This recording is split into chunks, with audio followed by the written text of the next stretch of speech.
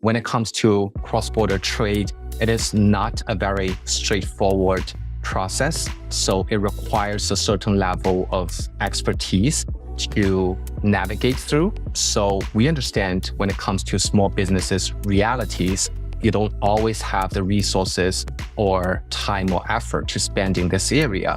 But it is important to have at least some framework knowledge and high-level understanding of the implications to your business. Welcome to the B2B Breakthrough podcast. We're here to bring you all the best knowledge, insights, and strategies from e-commerce experts, successful business owners, and the team at Alibaba.com that you'll need to grow your business and achieve your next big breakthrough. I'm your host, Sharon Gai. Our guest today is Yikun Shao, a trailblazer in the realm of global trade and logistics innovation. With almost 20 years of experience in the industry, Yikun brings a wealth of expertise to his current role as the head of supply chain for Alibaba.com's North American B2B business. His journey from advising multinational corporations at PwC to spearheading strategy and platform-level solutions at Alibaba reflects a deep commitment to empowering businesses worldwide. Passionate about leveraging technology to streamline cross-border e-commerce, Yikun is at the forefront of shaping the future of e-commerce supply chains. Welcome, Yikun. Thank you, Sharon. It's a pleasure to be here. If you can just first share a little more about yourself and your current role. The head of supply chain at Alibaba.com sounds like a very intense title. If you could just break that down for us, what does that exactly mean? What is your day-to-day? As you introduced, I lead the North America supply chain function for Alibaba.com, and we are the online B2B marketplace business for Alibaba Group, where we are focused on connecting business buyers and suppliers around the world, providing them with the tools to empower them in both their global sourcing as well as cross-border fulfillment journeys. About myself, before joining Alibaba in 2020, I was trade and business consultant with PwC for about 15 years. So I had the opportunity to work in different markets in Asia and North America, where we were advising larger, more established enterprise clients in the areas of duty planning, trade compliance, and supply chain structuring.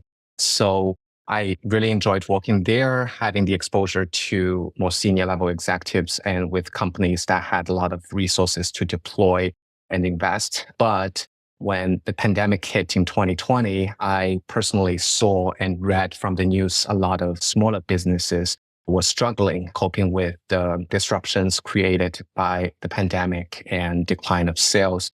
So I did a lot of research in this area, and that's when also I found Alibaba and Alibaba.com specifically, who emerged, in my view, as a genuine ally to those small to medium-sized businesses and is in a very good position to build and provide the digital infrastructure to help transform those smaller businesses so that they can both increase efficiency and to saving costs. And that is one of the key reasons I decided to join Alibaba. And ever since joining for the last 3.5 years, I've been working in a number of different areas in supply chain, from my original background, cross-border trade, customs and duty tariff planning, to more recently, cross-border logistics and shipping solutions, where we are always focused on developing platform-level solutions to help those smaller businesses success. So I'm very excited to be here and share some of our perspective and also some progress in our development of solutions for those customers. If you can take us back to the year 2020 when you joined, and I remember taking all of us back when the pandemic first started, I read so many different headlines of empty store shelves. I remember reading this headline of there was a shortage on infant formula. So it was in that exact time that you joined Alibaba. What were your first days like? I can't imagine the amount of shortages going on around the world. Did it affect your first 90 days on the job?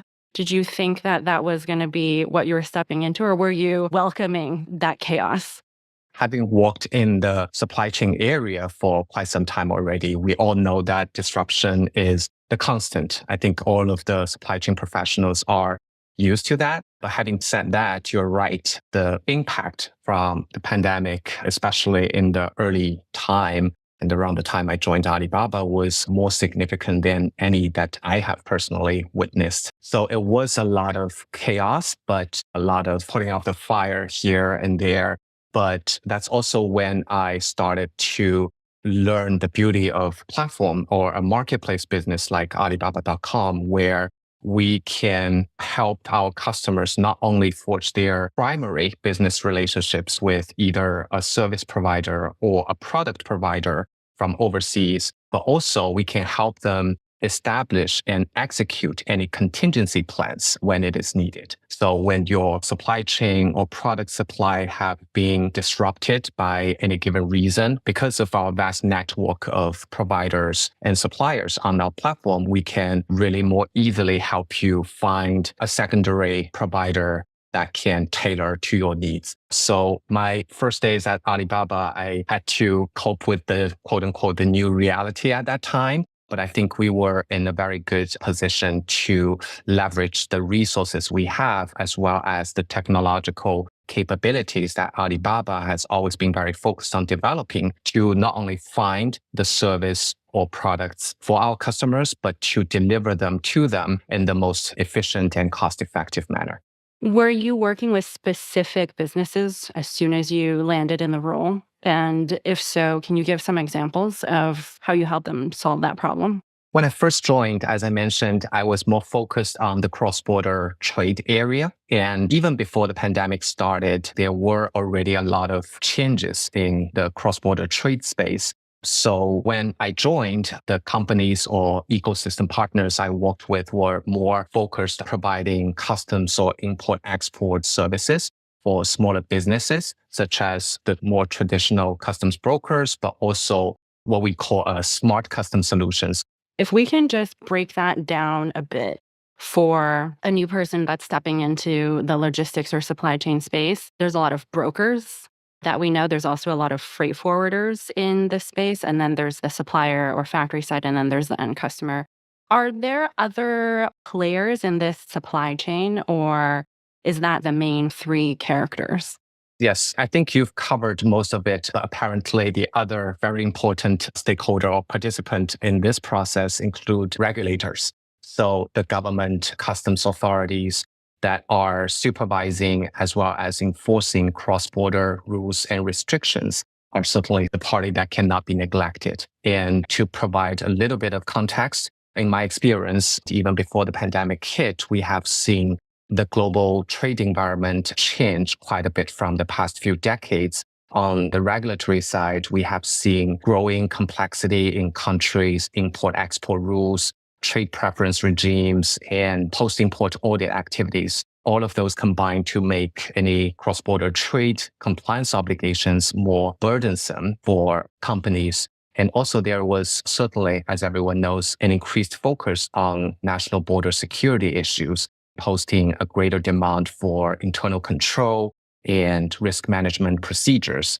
So in response to that, we have seen on the trade community side, there is growing need for more transparent landed costs amid the increased competition in the global marketplace, as well as the pricing pressure created by, in recent times, more inflationary pressures. So that's also something very noteworthy. And because of the pandemic, we have also seen another trend in trade, which is that there is a growing demand for products that require specific regulations, such as PPEs or personal protective equipment that are subject to additional government or import requirements. So that also makes it more complicated for importers and exporters.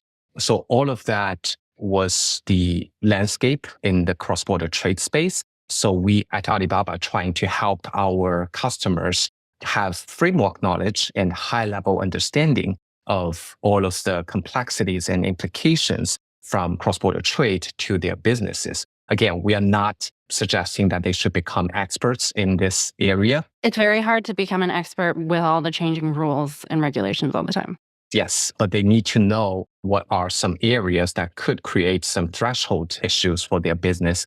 And when they are hiring third-party service provider, it's also important to be able to measure their performance afterwards. So I think that's the reason and the driving force under our initiatives to help those customers be better equipped to import-export more smoothly. So if I'm trying to import something into the US for the first time, what would I be checking to make sure that the product that I am importing is affirming to all the current regulations that the US has?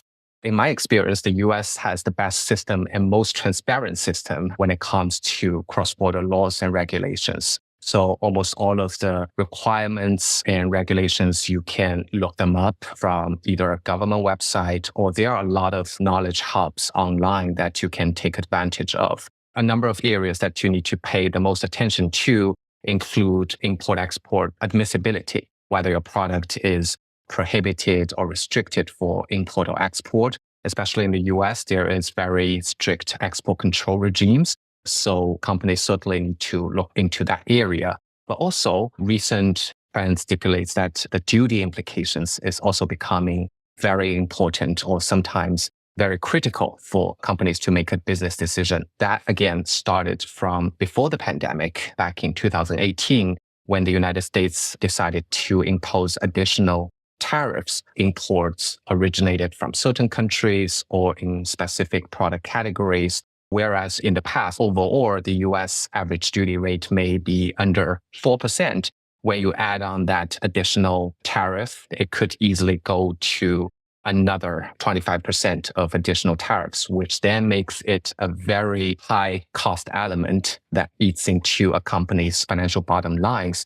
So that is something that a company really need to look into as well. And another area I would like to mention is also country of origin. A lot of the duties initiatives are driven by where the product or the imported goods are originated from.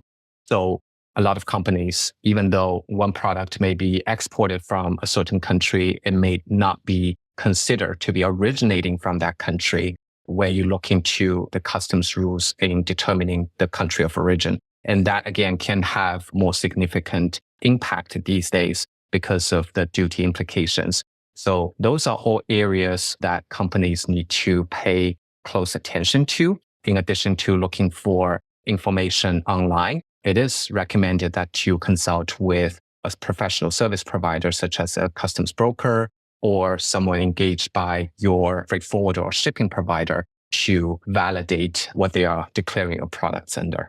So I have also been personally advertised by so many different freight forwarders, brokers, and they sort of all give me the same pitch, and that they're very knowledgeable. They've done this for many years, great customer service. It always sounds to me that there's no large differentiator between broker and broker. Is there a way for a brand owner to evaluate certain brokers to see which ones are actually better versus others? Or is it more of a word of mouth recommendation? Word of mouth is certainly useful, but I wouldn't say it's the most important factor to consider. And it really comes down to a detailed evaluation of your imported products and import scenario, because some providers or professional service firms are better or more qualified, as well as more experienced in declaring or clearing customs for certain categories of products, which, as I mentioned earlier, may come with additional import requirements. But overall, more holistically, when you are evaluating a customs broker, you would look into, first of all, whether they are licensed customs broker by the US Customs Authority. Secondly, their scope of business, what types of imports or exports that they have the qualification to deal with the customs matters for their clients in front of the customs authority. Experience level. So if for each industry, certain customs brokers or freight forwarders may be more experienced in certain industries or types of products than others. So that's certainly an area to evaluate when, especially if your products are not so common or sometimes entails special requirements for import-export purposes. You would want to look into the track record of the service provider in that specific area. And last but not the least, you would need to look into any specific cases or customer stories. That comes back to your word of mouth point, where you can gather real life examples of their past record in order to decide whether it's the right service provider for you. But after all of these considerations, even after you have decided to engage a certain service provider to do that, it is still important to go back and review the performances of the provider in order to have full visibility and to understand whether they are acting towards your expectation, or if not, you should still consider alternatives. Is it recommended to have a couple of freight forwarders to work with instead of one, or maybe even doing an experiment or a test to say in the first quarter, we're testing this first batch with this one, the second quarter, we're testing it with another one? What type of strategies can procurement teams use when it comes to dealing with brokers? Yes, I think that's certainly a wise thing to do, or at least to consider. We are aware that especially smaller businesses, they would like to outsource their logistics activities to logistics provider. But after the pandemic started, I have personally seen that the supply chain professionals have been discussing more and more about resilience instead of in the past, companies may be most focused on cost saving, on the low cost solutions that they can get. But because of all of the disruptions being created by the pandemic, and nowadays still a lot of factors are creating new disruptions in the supply chain, I think there was a very clear focus to building resilient supply chain. And in that sense, it is probably not a good idea or the best idea to rely solely on one service provider. So even though you may have one long-term standing relationship with a trusted provider you have been working with for many years, it is still recommended that you can find a backup option, just like you would do with product supplies, in the same sense that if something happens to your main service route or the capacity that you're not able to get from your primary service provider, you always have fallback option at hand. And actually, I'll introduce later, our logistics marketplace is a tool to help our customers achieve that goal, to more efficiently identify logistics and service providers that can meet their specific needs. So back to your question, I would certainly say that it is important to have both a primary and secondary relationships with more than one service providers in that sense. I've also heard resilience being spoken a lot, especially during the pandemic when there was a lot of shortages. And then I think also what happened during the pandemic is the huge fluctuation of freight costs. So, in terms of shipping routes, is that also something that brand owners should be concerned about and keeping a pulse on?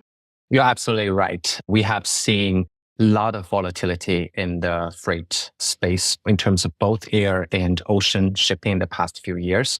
And that's yet another reason that companies should be looking at different service providers and the options they are able to get. Route optimization is something more and more being adapted by businesses, large or small, mainly driven by disruptions that are sometimes not anticipated, but because of the negative experience or impact that a lot of businesses have experienced in the past few years, they are thinking more about the shipping options that they have, both from a route perspective as well as from a method of shipping perspective.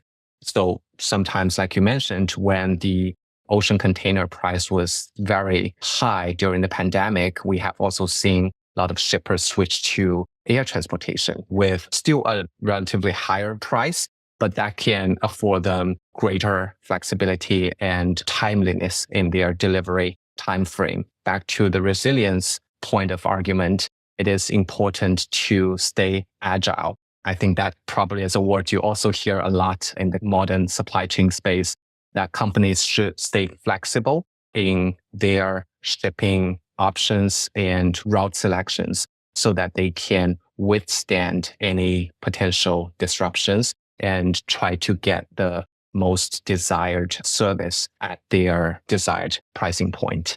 Is there any type of technology or software that can be used to manage all of this, or is this more of an offering?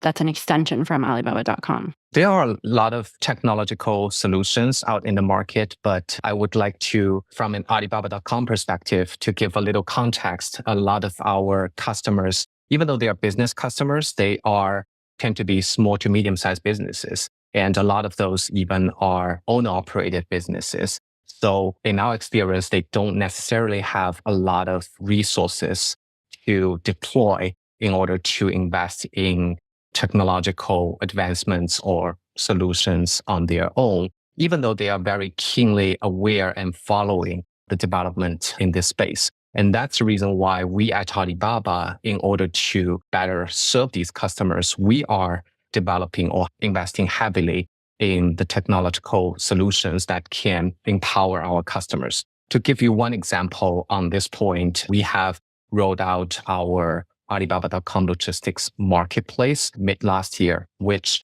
enables our businesses, customers to effortlessly identify the logistics service providers and solutions that they are looking for on our platform.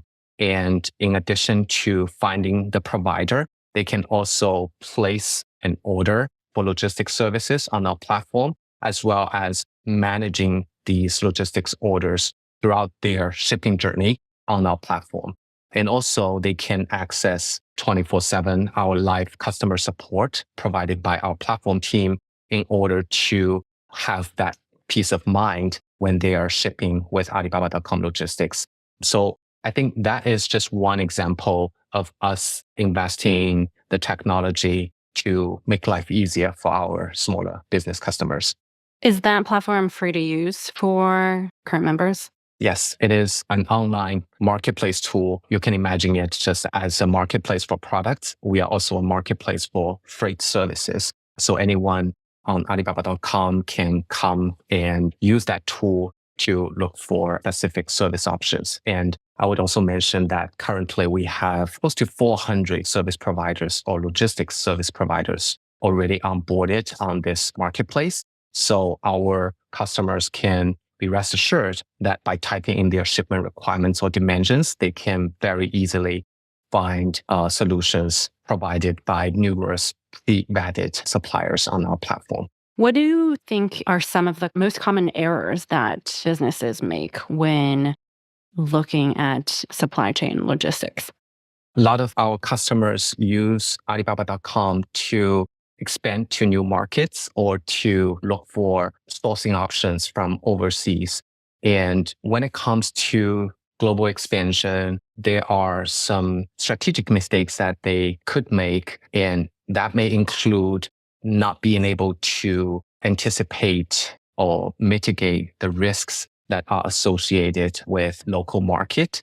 So a lot of the companies may presume that the environment may be the same as their home market and therefore fail to identify, assess, or prioritize any areas of vulnerability or uncertainty in new markets.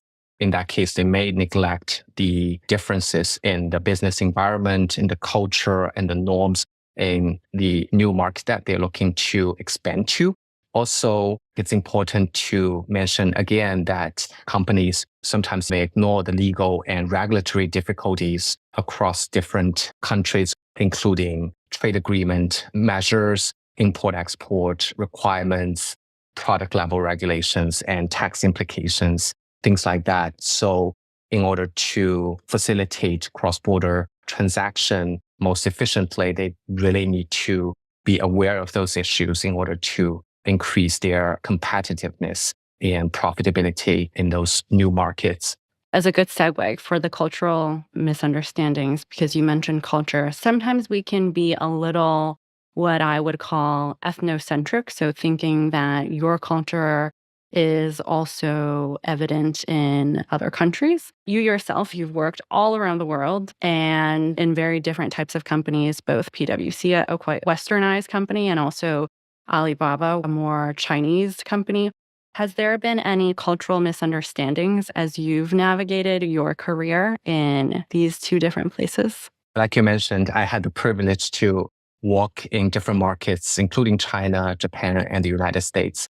And I think one of the most notable or differences I have experienced myself is really comes to the communication styles between maybe Japan and the United States. I think really the different values, norms, and communication styles can all cause misunderstandings and even sometimes conflicts between countries. So when it comes to the communication style between Japan and the United States, my personal experience is that in Japan, the style is more indirect, more context-based, and they also focus a lot on harmony of the discussion. Whereas in the American communication style, it is much more direct or explicit in some ways, and they emphasize on clarity and individual expression. So I have one example. When I was a business consultant at PwC, we used to work on many different merger acquisition projects. And I was involved in quite a few of those partnership or acquisition negotiations. And one of that happened between a Japanese team and an American team. What I noticed is that the two teams, while they're negotiating a business partnership, the conversation didn't seem to go anywhere because the Japanese team seemed to be hesitating to explain themselves or express any disagreements or concerns in order not to disrupt the harmony of the conversation. But that was viewed by the American team as a bit evasive or lack of interest. So that is really created by some cultural differences in their communication styles. And in order to help bridge that gap, we had to work with both teams in a way convincing the US team to interpret and create a more inclusive environment for that conversation, for the Japanese team to be more comfortable. So through this open communication and mutual respect, and after all, there is a willingness on both sides to adapt and to achieve a successful deal. They were able to overcome the cultural differences and establish a successful business relationship. So that's a comparison between Japanese and American. Do you find that Chinese and American is running a similar type of digression, or are they closer to each other? I think it's both a little similar, but it's not as distant as the Japanese culture is when it comes to communication. The gap is still there, but it's smaller in my experience between China and the US. Do you go to Hangzhou often? Not as often as I've hoped for. But a lot of our Chinese leaders came to the United States, and they were very active in visiting both our customers as well as ecosystem partners to explore ways of collaboration and to really listen to our customers' pain points, because any solution we develop here is aimed at tackle a specific pain points for our customers. So our team here in the US are constantly seeking feedback from our customers and acting upon that. But it's the same, our Chinese leaders take the same as their mandate to come here often and to interact with our customers and partners very frequently. Any lasting words of advice or guiding principles for business owners to keep in mind as they navigate the complexities of cross-border trade? When it comes to cross-border trade, it is not a very straightforward process. So it requires a certain level of expertise to navigate through. So we understand when it comes to small businesses realities, you don't always have the resources or time or effort to spend in this area. But it is important to have at least some framework knowledge and high-level understanding of the implications to your business, even though you may be using a third party to help you with that process. A few things I would quickly point out in that sense is that even though you are hiring a third party to act on your behalf, from a customs authority's perspective, you are still the importer of record in many cases, which means you are to burden the legal responsibilities and obligations for compliance when it comes to your import activities. You have responsibility or liabilities in the worst case for that. So that's one reason you need to pay more attention to it. And also, cross-border trade is a process that requires a lot of collaboration between different parties. So you have to be an active contributor or participant in that process to provide the most accurate information to a service provider or to your business partner in order for them to effect the correct import-export declaration for you. So that's also very important for you to be part of that process. Are there any online resources, websites, blogs that we should subscribe to keep up to date with things that are happening in this space? Yes, but from my position, I would recommend that you subscribe to our Alibaba.com reads. So that's a blog site that we have been publishing a lot of contents for the logistics as well as the trade space. So on a weekly basis, we have logistics market updates, but we also have almost on a weekly basis one new insight article per week, which dives into the nitty-gritties of cross-border shipping, customs and trade, and other supply chain areas. And that's also a service you can subscribe from Alibaba.com. And we believe it's a great resource for customers with different experience levels. Thanks so much for sharing that. We hope you found our discussion on logistics insightful and valuable. If you're hungry for more tips and strategies to navigate the complex world of logistics, be sure to tune in next week. We'll be hosting a follow-up episode featuring Yikun, where he'll be diving into practical tools and strategies designed specifically for users of Alibaba.com. Be sure to tune in next week. B2B Breakthrough is produced by Alibaba.com. To find out how Alibaba.com is empowering its customers with the tools, services, and resources they need to grow their businesses, visit Alibaba.com. And then make sure to search for B2B Breakthrough Podcast on Spotify, Apple Podcasts, or wherever you find your podcasts. Make sure to follow us so you don't miss future episodes. On behalf of the team here at Alibaba.com, thanks for listening.